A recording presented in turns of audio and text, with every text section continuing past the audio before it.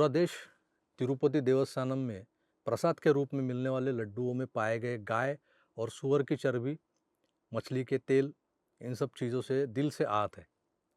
हर वो हिंदू इस वक्त सकते में है जिसने पिछले कुछ महीनों में तिरुपति का प्रसाद भक्षण किया हो। क्या है ये मामला? दुनिया भर में चर्चित इस देवस्थानम के रसोई घर में ये सेंध किसने लगाई, कैसे लगाई और सबसे ज़रूरी बात, क्यों लगाई? कौन है जो सहिष्णु कहलाने वाले टॉलरेंट हिंदुओं की भावनाओं से तो कोई भी खेल सकता है, इस बात को पुनः पुनः अधोरेखित करना चाहता है? कौन है वो जो हिंदुओं के इस सबसे धनवान देवस्थानम का महत्व कम करना चाहता है? क्या है इस षड्यंत्र के पीछे का असली राज? आइए जानते हैं इस शॉर्ट वीडियो में। आंध्रा के पूर्व सीएम के जगन मोहन रेड्डी के पिताजी वाईएसआर रेड्डी, वाईएसआर चंद्रशेखर रेड्डी अपने पूरे परिवार के साथ ईसाई बन चुके थे, मगर दुनिया से ये बात छिपाई गई थी। वो क्रिप्टो क्रिश्चियन थे। हालांकि ये बात ज़्यादा दिनों तक छुपाई नहीं गई। वाईएसआर, जिन्होंने खुद इसका खुलासा भी किया था, हेलीकॉप्टर दुर्घटना में उनकी मौत हो गई। उस मौत के बाद उनका जो अंतिम संस्कार हुआ था वो पूरी तरह से ईसाई रीति रिवाज के अनुसार किया गया था। उनके छोटे भाई भी ईसाई बन चुके थे। फिर जब जगन मोहन रेड्डी मुख्यमंत्री बने तब अपने चाचा, चाचा नहीं बल्कि वो रिश्ते में उनके मामा लगते हैं, जो क्रिश्चियन यानी ईसाई है, उन्हें तिरुमला तिरुपति देवस्थानम के बोर्ड का अध्यक्ष बना दिया गया। उसके बाद उनके मामा ने देवस्थानम बोर्ड में 40 से ज़्यादा गैर हिंदू कर्मचारियों का, जो मुस्लिम और ईसाई समुदाय के थे, उन्हें नियुक्त कर दिया, नौकरियां दिलाई। तिरुपति मंदिर में पहले कावेरी ब्रांड का कर्नाटक की नंदिनी डेयरी का घी आता था। फिर अचानक से जैसे ही जगन मोहन रेड्डी के चाचा तिरुपति देवस्थानम बोर्ड के अध्यक्ष बने तो उन्होंने कर्नाटक की नंदिनी डेयरी का जो कॉन्ट्रैक्ट था उनके साथ उसको कैंसिल कर दिया और किसी और कंपनी को वो दे दिया। किसी को नहीं पता है, 4 साल तक किसी को पता भी नहीं चला कि तिरुपति में घी सप्लाई करने का ठेका किसे मिला है। फिर जब सत्ता बदली और चंद्रबाबू नायडू मुख्यमंत्री बने तब उन्होंने घी की जांच कराई और उस वक्त पता चला कि तमिलनाडु के एक क्रिश्चियन बंदे की कंपनी है AR डेयरी, उसको घी सप्लाई का कॉन्ट्रैक्ट मिला है। उसके बाद जब सरकारी लैब रिपोर्ट सामने आया तब पता चला कि घी में गाय की चर्बी, सूअर की चर्बी, मछली का तेल, ये सब चीज़ें मिली हुई है। यानी टोटली एनिमल फैट से और मछली के तेल से घी बनाकर सप्लाई किया जा रहा था और इस माध्यम से हिंदुओं का धर्म भ्रष्ट किया गया था। आज जगन मोहन रेड्डी अपने इस करतूत की सफाई देते चारों ओर घूम रहे हैं और ये सफाई देते वो थकते नहीं है, मगर उनकी सफाई किसी को हजम इसलिए नहीं होगी क्योंकि पहला अपराध उन्होंने ये किया कि अपने क्रिश्चियन मामा जो थे उनके, सुब्बा राव, उनको तिरुपति देवस्थानम के बोर्ड का अध्यक्ष बनाए। हिंदुओं के देवस्थानम में एक क्रिप्टो अध्यक्ष कैसे बन सकता है? सवाल खत्म नहीं होते। उसके बाद फिर मंदिर में 40 से ज़्यादा गैर हिंदुओं की नियुक्ति क्यों की गई? नंदिनी डेयरी के साथ चल रहा कॉन्ट्रैक्ट अचानक रद्द क्यों किया गया, जो घी सप्लाई कर रही थी? और तमिलनाडु की जिस कंपनी को ये कॉन्ट्रैक्ट दिया गया था, जो 4 सालों तक उसका नाम किसी को बता भी नहीं पा रही थी, उसका नाम क्यों छिपाया गया?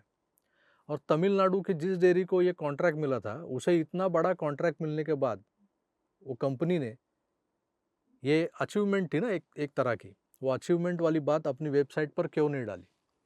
जबकि पहले से जो छोटे मोटे काम उनके पास थे या मिल रहे थे, उसको उन्होंने अपनी वेबसाइट पर डाल रखा है कि उसने फलाने फलाने जगह पे फलाना फलाना आइटम सप्लाई किया है। तो तिरुपति देवस्थानम मंदिर जैसे बहुचर्चित देवस्थानम में अगर किसी कंपनी को घी सप्लाई का कॉन्ट्रैक्ट मिलता है, लड्डू प्रसादम के लिए जो लगने वाला घी है, तब उस कंपनी ने दुनिया से क्यों छुपाया कि उसे ये घी सप्लाई का कॉन्ट्रैक्ट मिला है? दोस्तों, इस तरह से घी सप्लाई करने के नाम पर किसी ईसाई को हिंदू धर्म भ्रष्ट करने का कॉन्ट्रैक्ट मिला था। एक साजिश ही थी, क्रिप्टो क्रिश्चियनों द्वारा दक्षिण भारत की सनातन परंपरा को कलंकित करने की साजिश। अब एक बात और आगे निकल कर आई है, सिर्फ ईसाइयों द्वारा ये षड्यंत्र रचा गया था ऐसा नहीं है, बल्कि ईसाई शासनकर्ताओं ने तिरुमला तिरुपति देवस्थानम जैसे हिंदू, प्रतिष्ठित हिंदू देवस्थानम के रसोई में करीब करीब 20 मुसलमानों को नौकरियां दिलवाई थी। जो लोग अन्न में थूक कर उसका अपमान करते हैं, दूसरों का धर्म भ्रष्ट करते हैं, उनसे जगन मोहन को इतना प्यार क्यों आया है? जिस तरह से ये मामला उजागर हुआ है, उससे इस देश के बहुसंख्य जनता का जो धर्म है, हिंदू धर्म, वो तो प्रताड़ित हुआ ही है। मगर मुझे इस घोटाले में से बड़े भ्रष्टाचार की बदबू भी आ रही है। करोड़ों रुपए जिस प्रसादम के लिए खर्च किए जाते हो, उसमें लगने वाली असली घी की आधी कीमत वाला सूअर की चर्बी वाला घी इस्तेमाल करना मेरी इस आशंका को बढ़ावा देता है, जिसमें करोड़ों का हेरफेर या भ्रष्टाचार निश्चित रूप से हुआ है। इस भ्रष्टाचार की, इस घी स्कैम की जांच होनी चाहिए। देश के सर्वोच्च नेता नरेंद्र मोदी जी और अमित शाह जी से एक आम हिंदू का स्पष्ट और नम्र निवेदन है कि ऐसे घी चोरों को सूअर की चर्बी में डुबोए हुए कोड़े मारे जाए, क्योंकि इन भ्रष्टाचारियों को क्या हक है देश की आम हिंदू जनता के स्वास्थ्य से खेलने का, उनकी धार्मिक आस्थाओं से खेलने का। किसी मदरसे या मस्जिद का मौलाना या मैनेजर कोई हिंदू हुआ, ऐसा आपने कभी देखा है? किसी चर्च या गिरजाघर का फादर या ब्रदर कोई हिंदू है, ऐसा आपने कभी देखा है? नहीं ना। फिर हम हिंदू सनातनियों के प्रार्थना स्थलों में ये सलीम सुलेमान क्या कर रहे हैं? ये क्रिप्टो क्रिश्चियन क्या कर रहे हैं? मस्जिद हो या गिरजाघर, उनका अपना वक्फ बोर्ड है। उनके संपत्ति पर देश का हक नहीं, मगर उनके मुल्लों की तनख्वाह जो है ना, वो हमारी सरकार देती है।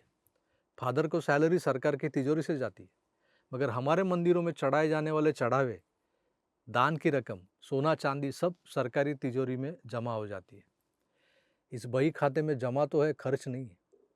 हमारे मंदिरों के पुजारी बिना मासिक मानधन के ये सब काम करते, भक्तों द्वारा दिए गए दान दक्षिणा पे गुजर बसर करते। ये नाइंसाफ़ी हमारे साथ ही क्यों होती?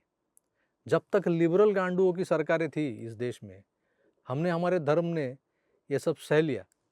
अब बस अब तो हमारी सरकार है ना, इस सरकार को हिंदुओं की बात सुननी पड़ेगी, बराबर सुननी पड़ेगी।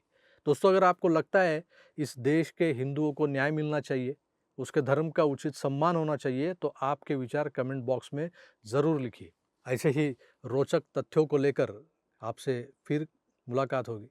तब तक के लिए अपना ख्याल रखें और देखते रहिए DG9 हिंदी। धन्यवाद, नमस्कार।